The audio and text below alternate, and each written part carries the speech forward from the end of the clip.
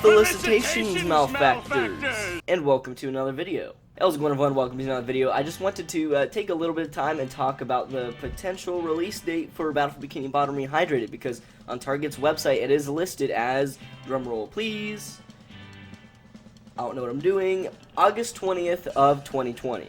And I do want to say I am getting this information from another YouTube channel called Riders DX. I mean, it's the first one to really talk about it, spread the information. Just wanted to give credit where credit is due. But since that's a relatively quick information, not too much to say on that, and I will get into it, I also want to discuss the Horde mode that was announced back when this game was announced that nobody really knew what it was. It was supposed to be some sort of multiplayer mode for Rehydrated, a brand new mode that wasn't in the original game, but Horde mode, what was that exactly? And they did mention it back at Gamescom, which was in August, so last month, but I don't really see anybody talking about it or giving like official details, so I wanted to discuss that as well and give my thoughts. So with that being said, let's go ahead and get into it. I'm going to have a link below to Target's website if you guys want to go ahead and check it out for yourself, the listing, and I'll also have a picture up on the screen right now of my iPhone where I went to the website, because, I mean, there is a good chance that it'll get taken down at one point because THQ Nordic hasn't announced any sort of release date whatsoever. Maybe they want it to be a secret for a while, maybe they think it might change, so they don't want it to be out there publicly. I'm guessing that August 20th of next year is their ideal date, but they don't know if it's exactly going to happen. Maybe that's why Target is the only one who has it listed, because they weren't supposed to list it. I really don't know why Target is the only one with that date, but really this is our only information on a release date. So I'm just going to go ahead and say that can be true and might not. But why would Target list it as August 20th?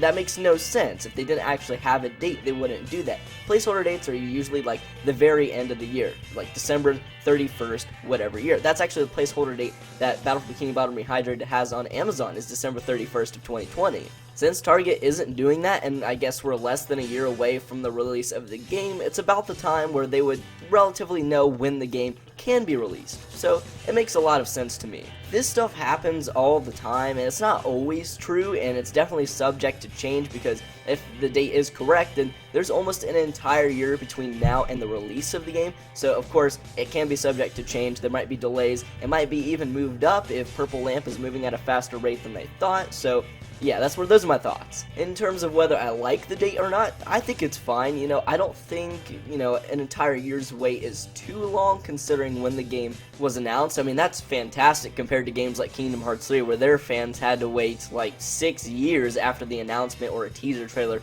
for a game. So I'm definitely okay with it. Although I'm not gonna lie, I wish I had the game in my hands right now. Although, thing is, as a YouTuber or making YouTube videos, I love talking about this game, covering each bit of news that we get. So a year's worth of a wait is pretty cool, at least to me, because that gives me a year to continue to talk about the game, talk about news, do updates, because I find that very fun. When I'm leading up to a game that I'm very much anticipating, I have an outlet to talk about it and discuss every bit of information that we get, and that is very exciting to me. And so it's to the point where I get enough time where I can make those videos and have a lot of fun with that side of the game and not have to wait like a terribly long time for it to finally release. But I guess to just regular fans of the game, it isn't the best possible situation. But I'm going to be done talking about the release date. I kind of rambled on there for a second. Let's go ahead and talk about the Horde mode. If you guys don't know, when the game was announced, it was also announced that we'd have a brand new multiplayer mode called Horde mode, because this was not in the original game,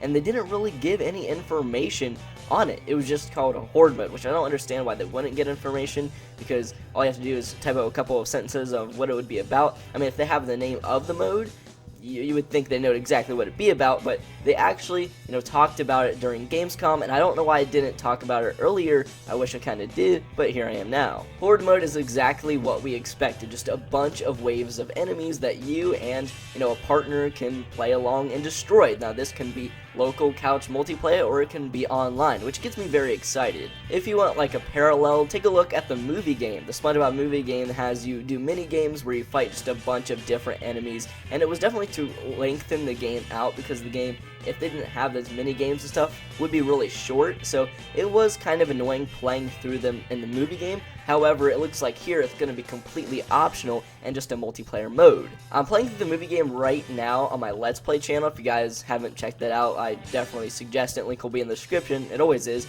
But Either way, the horde mode in that game, or the mini games, is kind of annoying. You just go through and defeat a bunch of enemies, and I don't really like it. However, that's in a story-driven game, and these are just mini games that you have to complete, and you don't even have an option. I feel like if we have the option, and it is a multiplayer mode in Rehydrated, then it could actually be a lot of fun to see how far you can get.